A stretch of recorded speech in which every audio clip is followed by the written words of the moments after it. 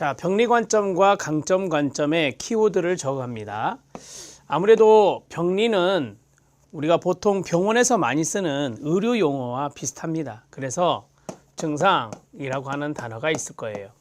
증상이라고 하는 단어.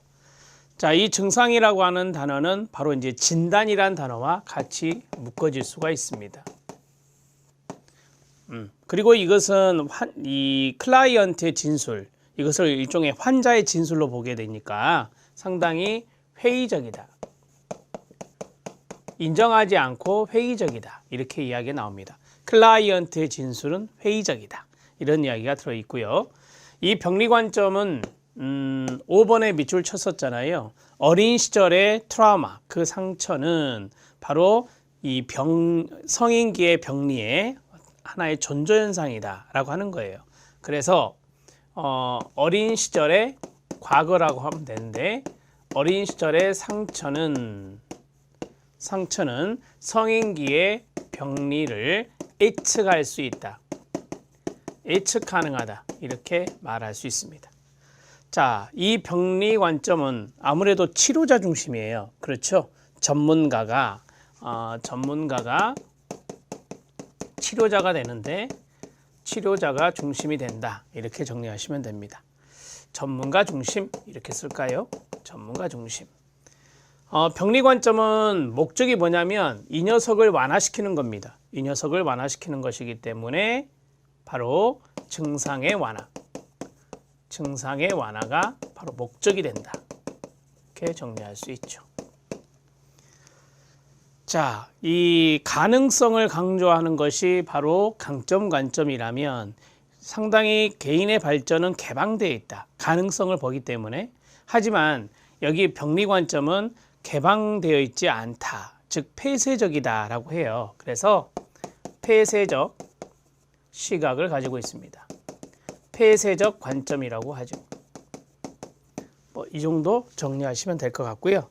강점 관점 이야기를 하겠습니다. 강점 관점은 장점이라든지 자원이라든지 가능성이라든지 이러한 것들이 이제 다 키워드가 될 수 있어요. 자, 클라이언트의 진술을 인정한다라고 해요. 클라이언트의 진술을 인정한다. 자, 그리고 어린 시절에 상처가 있는데 과거 상처라고 쓰겠습니다. 과거 상처는 성계 병리를 예측하기 어렵다라고 합니다. 성계 병리를 예측하기 어렵다. 좀 더 이걸 풀어서 말씀드리면 과거에 상처가 있다 하더라도 그 상처는 그 사람을 강하게 할 수도 있고 약하게도 할 수 있다라고 하는 거예요. 그래서 성인기의 병리를 예측하기는 어렵다 이렇게 말하는 것입니다. 자, 자원이라고 앞에서 썼는데요. 자원은 클라이언트 개인도 될 수 있고 그 다음에 주변의 많은 사람들, 주변의 환경이라고 쓸까요? 주변의 환경이 바로 이제 클라이언트의 자원들이 될 수 있습니다.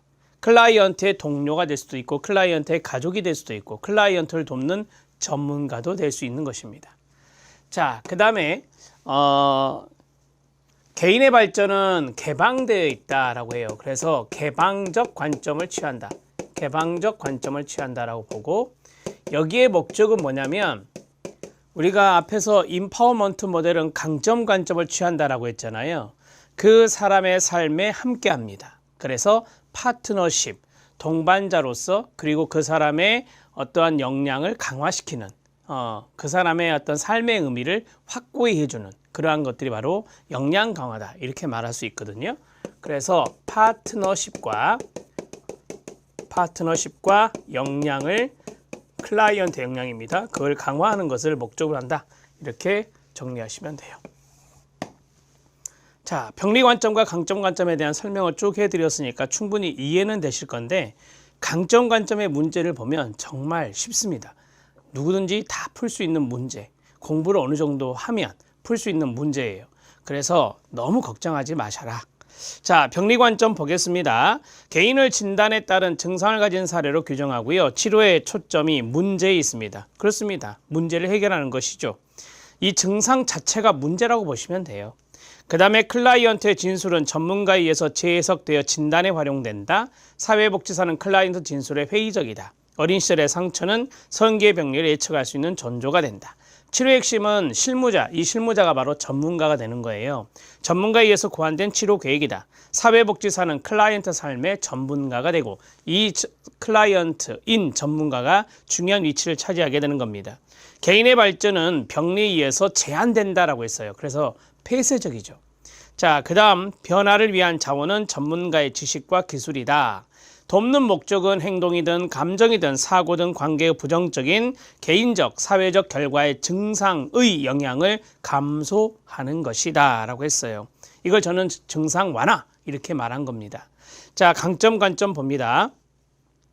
개인의 강점 또는 장점이라고 할 수 있죠. 기질, 재능, 자원을 가진 독특한 존재로 규정하고요. 치료의 초점은 가능성에 있습니다. 가능성이라는 단어도 힌트가 된다라고 말했어요. 클라이언트의 진술은 그 사람을 알아가고 평가하는 중요한 방법 중에 하나이기 때문에 사회복지사는 클라이언트의 진술을 인정하는 입장입니다. 어린 시절의 상처는 개인을 약하게 할 수도 있고 강하게 할 수 있다. 따라서 어린 시절의 상처, 즉 외상은 예측적이지 못하다라고 하는 것은 성인기의 병리를 예측할 수 있는 것은 아니다라고 말하는 겁니다. 치료의 핵심은 개인, 가족, 지역사회 참여가 되는 거죠. 이게 바로 전문가들이고 그 다음에 자본들이 되는 겁니다. 개인, 가족, 지역사회가 클라이언트 삶의 전문가가 된다. 이 전문가가 사회복지사로 한정하지 않죠. 클라이언트 자신이 전문가가 될 수 있어요. 그냥 가족이 될 수도 있고 지역사회도 될 수 있어요. 이것을 우리가 앞에서 클라이언트의 내적, 외적 자원이란 말을 썼습니다. 개인의 발전은 항상 개방되어 있는 입장이고요. 변화를 위한 자원은 개인, 가족, 지역사회 장점, 능력, 적응 기술을 말할 수 있습니다. 돕는 목적은 그 사람, 즉 클라이언트 삶에 함께하며 가치를 확보해야 한다. 삶의 의미 또는 역량 이런 것들을 생각하시면 돼요. 그래서 이러한 것들을 바로 저는 파트너십과 역량 강화로 말씀을 드린 겁니다. 이 정도 정리하시죠. 병리 관점과 강점 관점까지 정리해서 개인 대상 사회복지 실천이 핵심 요약집에 있는 내용이 끝났습니다. 이제 가족으로 들어가겠습니다. 가족 대상 사회복지 실천 모델의 정리 들어가기 전에 제가 뒤에 도표 2장 있었죠? 그거 코팅하셨나요? 다운로드 받아서 코팅하시라고 말씀드렸잖아요. 그것을 잘 지켜주세요. 자주 보셔야 됩니다. 그래야 한두 문제 나오는 것을 쉽게 맞출 수 있어요. 자, 개인 대상 모델의 내용이 다 끝났습니다. 그럼 여러분들은 그것이 도표를 보면서 복습이 이루어졌어야 됩니다. 자, 이제 가족 대상 사회복지 실천 모델 들어가는데 이것도 마찬가지 제가 수업을 끝내면 여러분들이 그 모델에 대한 복습을 꼭 해주셔야 됩니다. 자, 정신분석 모델이 나왔어요. 정신분석 모델을 개인이 아닌 가족에게 적용하는 겁니다. 그러면 대개 가족 구성원들의 심리적인 측면, 내적 심리 여기에 접근하는 거죠. 무의식 이런 것들이 여기에 들어가는데 가족이나 개인의 내면에 묻어 숨긴 것을 정화하기 위해서 경청이나 감정의 공감, 해석, 분석적 중립성의 유지라는 기본적인 기법이 사용된다. 물론 자유연상 기법도 사용되겠죠. 자, 행동 수정 모델은 학습 원리를 적용하는 겁니다. 자, 가족 구성원들의 바람직하지 못한 행동이 문제의 표적이 됐다, 초점이 됐다면 행동 수정 모델로 들어가야 되겠죠. 일명 행동주의 모델이라고도 합니다. 행동을 수정함에 있어 정적 강화 등의 학습 이론의 원리를 이용하여 학습 이론만 밑줄 쳐주시면 돼요. 학습 이론 나오면 행동 수정 모델이죠. 가족 성원들, 가족원들 사이의 부적응 행동이 어떻게 발달하는지를 설명하고 가족들에게 강화 행동을 변경하도록 지도하는 것입니다. 이 강화 행동을 변경하도록 해서 강화 행동은 지금 부적절하게 많이 나타나고 있는, 부적절하게 촉진되고 있는 행동을 변경해야 된다는 것을 의미하는 것입니다. 다세대 가족치료 모델입니다. 여기서부터 중요한 것이 나오죠. 자, 날개 쪽에 키워드를 한번 써보시기 바랍니다. 다세대 가족치료인데 그냥 간단하게 다세대 치료 이렇게 쓰겠습니다. 다세대적 치료 그렇게 할까요? 적자를 넣으면 조금 더 나으니까 다세대적 치료입니다. 머레이 보웬이 대표적인 학자고요. 자, 시험에 나올 법한 단어만 쏙쏙 적어 드립니다. 첫 번째 자아 분화입니다. 자, 두 번째로는 삼각관계입니다. 세 번째로는 가계도 작성입니다. 네 번째로는 탈삼각화입니다. 마지막은 우리가 가계도에서 정서적 관계를 알아볼 수 있다라고 했죠. 그래서 정서 체계 이론, 정확히 말할게요. 정서적 관계 체계 이론, 정서적 관계 체계 이론에 입각한 것이 바로 다세대 가족 치료입니다. 뭐 이 정도 알아두시면 돼요. 자, 자아분화라고 하는 것은 긍정 용어입니다. 그러니까 어떤 가족 성원이 있으면 원 가족으로부터의 분화를 말하는 거예요. 그래서 이것이 높으면 좋은 거예요. 높으면 좋은 건데 뭐 예를 들어서 자율성이라고 하는 거, 가족원의 자율성이 높아질 수 있는 것이 바로 자아분화 수준이 높았을 때입니다. 반대로 자아분화 수준이 낮은 가족 성원은 의존적인 가족 성원이 되는 거예요. 삼각관계는 부정어예요. 부정어인데 트라이앵귤레이션이라고 하는 것인데 만약에 부부간의 갈등이 있다. 그러면은 자녀들을 끌어들이죠. 그 갈등을 완충시키기 위해서. 그게 바로 삼각관계인 것입니다. 따라서 이거는 부정적 정서 관계를 나타내는 것입니다. 부정적인 정서 관계예요. 그럼 이것으로부터 제3의 성원을 분리해야 되잖아요. 그게 바로 이거예요. 탈삼각화가 제3의 성원을 분리시키는 겁니다. 제3의 성원을 분리시키는 거다. 이렇게 정리하시면 돼요. 자, 이 정도 알아두시면 되고요. 다세대 가족 치료 모델 들어갑니다. 개인이 그의 가족 자아로부터 분화된 확고한 자아를 수립하도록 하기 위한 치료 이론이다. 자아 분화에 밑줄 치면 돼요. 보이는 인간의 자아 속에는 감정과 지성 또는 이성이라고도 하죠. 감정과 지성이 서로 용해 또는 분리되어 있다고 보고 감정과 사고 또는 감정과 이성이 뚜렷하게 구분된 사람을 자아분화 수준이 높다고 이야기하고 있습니다. 목적은 두 가지인데 이겁니다. 자아분화 수준을 끌어올려서 삼각관계로부터 벗어나는 것인데요. 목적은 동그라미 1, 자아분화 수준을 높이고 동그라미 2, 문제가 되는 삼각관계에서 벗어나는 탈삼각화를 이루는 것이다 라고 했어요. 뭐 이 정도 알아두시면 돼요. 자, 이제 뒤에 기법이 나와요. 기법이 나오는데 기법이 바로 여기에 있어요. 이게 탈삼각화 기법이에요. 가계도 작성 이런 것들을 우리가 다 기법이라고 말할 수 있어요. 지금 제가 기법까지 같이 써버린 겁니다. 아셨죠? 자, 그 다음에 구조적 가족 치료 모델 들어가도록 하겠습니다. 이것도 간단하게 쓸게요. 구조적 치료입니다. 구조적 치료는 미누친이 대표적인 학자인데 첫 번째는 이게 기능적 구조입니다. 가족의 기능적 구조가 되는데 기능적 구조에는 뭐가 있느냐? 경계 만들기가 있어요. 경계 만들기, 합류하기, 경계 만들기, 합류하기, 균형 깨뜨리기. 권력의 역기능적인 균형을 깨뜨리는 작업이 됩니다. 이런 것들이 바로 이제 기법이 돼요. 기법이 되고, 자, 제가 이거 쭉 이야기하면서 키워드를 해줬는데 경계란 단어가 있고 이게 권력의 역기능적 균형이라고 그랬잖아요. 그래서 두 번째는 미누치는 가족의 경계를 보았어요. 가족의 하위 체계를 보았어요. 가족의 권력을 보았어요. 뭐 이 정도만 정리하셔도 돼요. 자, 구조적 가족 치료는 이 구조는 바로 가족의 펑션, 즉 기능적인 차원을 봤는데 이것을 가지고 경계나 하위 체계나 권력 이런 것에 문제가 있는지 그것을 살펴서 이런 기법을 사용했다라고 하는 겁니다. 이해되시죠? 어려운 거 아니고요. 자, 목적이 뭘까요? 목적. 가족의 경계에 문제가 있어요. 하위 체계에 문제가 있어요. 권력에 문제가 있어요. 그러면 그거를 고쳐야죠. 그게 바로 재구조화, 리스트럭처라고 하는 재구조화가 바로 목적이 되는 겁니다. 자, 됐습니다. 구조적 가족 치료 모델 미누치는 경직된 경계선, 경계만 밑줄 치면 돼요. 경계가 키워드니까.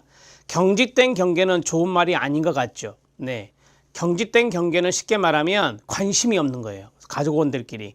그래서 분리라는 말을 써요. 자, 분리와 혼돈된 밀착된 경계선, 또 경계가 나왔죠. 혼돈된과 밀착은 동의어거든요. 이건 또 뭘까요? 간섭이 너무 심한 거예요. 간섭이 너무 심한 걸 말해요. 그래서 이럴 때는 밀착이 가족의 문제를 유발하며 명확한 경계선이 좋은 말이에요. 명확한 경계선이 기능적인 가족의 경계거든요. 그래서 명확한 경계선이 설정되어야 합니다. 명확한 경계선에서는 가족원은 지지받고 건강하게 양육되며 독립과 자율이 허락되는 겁니다. 그러니까 쉽게 말씀드리면 자율성도 있으면서 관심도 받는 거죠. 그게 바로 이제 명확한 경계라고 보시면 됩니다. 명확한 경계선은 개인뿐 아니라 하위 체계의 밑줄, 하위 체계도 나온다 그랬잖아요. 하위 체계 간의 경계가 명백하여 부모 자녀 체계에서 부모는 자녀에게 위협적이지 않은 상태여야 돼요. 위협적이면 역기능적 가족이 되는 거잖아요. 위협적이지 않은 상태에서 부모로서의 권위, 자, 부모가 이제 자녀에게 위협적이지 않은 권위를 가지고 있는 거죠. 부부 중 어느 한쪽이 자녀와 배우자보다 더 친밀하지 않아야 함을 강조한다라고 했어요. 그러니까 한쪽으로 치우침이 없어야 된다라고 하는 거예요. 우리가 자율성을 주든 또는 친밀감을 가지든 이런 것들은 어느 한쪽에 치우침이 없어야 된다라고 하는 것을 이야기하는 겁니다. 목적은 재구조화에만 밑줄 치면 돼요. 목적은 가족 구조의 재구조화로서 그 다음 우리 시험에 나온 거예요. 같이 읽어요. 가로하고 시작. 가족이 적절한 기능을 수행할 수 있도록 돕는 것이다. 가로 닫고요. 여기서 힌트가 뭐예요? 자, 힌트를 찾아보세요. 그렇습니다. 기능이란 단어죠. 기능. 적절한 기능을 수행할 수 있다. 제가 말씀드렸잖아요. 기능적 구조라고. 그래서 경계적인 측면의 기능과 하위 체계적인 측면의 기능과 권력적인 측면의 기능, 이러한 것들을 적절하게 수행할 수 있도록 돕는 것이 바로 가족의 재구조화가 된다. 3번 지문 꼭 아셔야 돼요. 3번 지문 시험에 나왔던 거니까. 자, 5번째는 베이트슨의 의사소통 가족치료인데요. 이건 아직까지 출제된 바는 없습니다. 가장 큰 특징은 우리가 이제 가족원들하고 소통을 한다 하잖아요. 그러면은 소통의 내용이 있을 것이고, 이 사람의 의사소통 유형은 무엇인가? 그걸 이제 보는 의사소통의 유형도 있을 것이고, 의사소통의 과정도 있을 것이고, 그런데 이 베이트슨의 의사소통 가족치료 모델은요, 내용이 중요한 게 아니에요. 내용이 중요한 게 아니라 의사소통의 과정을 보면서 이 사람이 어떠한 유형을 가지고 있구나, 그것에 초점을 둡니다. 가장 큰 특징은 의사소통의 내용보다 가족 간의 의사소통의 과정과 형태, 이 형태가 바로 유형이라고 말할 수 있죠. 그걸 중시한다는 점입니다. 가족에게 명확한 의사소통의 규칙을 가르치고 가족이 사용하고 있는 의사소통의 유형을 분석하고 설명함으로써 가족의 의사소통 상호작용을 조절하는 겁니다. 이것을 이제 더 발전시키는 것이 바로 경험적 가족치료예요. 그래서 아래 경험적 가족치료 들어갑니다. 자, 경험적 가족치료, 날개 공간이 없으면 그 다음 페이지 넘겨서 계속 쓰시면 돼요. 자, 경험적 치료라고 쓰겠습니다. 경험적 치료는 사티어가 대표적이에요. 휘테커라는 학자도 있는데 사티어 정도만 아시면 됩니다.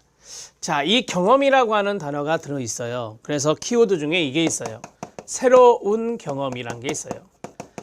가족원이 이제까지 경험하지 못한 새로운 경험을 하게 하는 겁니다. 예를 들어서 의사 표현을, 감정 표현을 못한 아이인데 감정 표현을 하게 하는 것이죠. 이게 이제 가장 중요한 표현의 자유예요. 자, 그 다음에 두 번째, 의사소통이란 단어가 중요한 단어가 돼요.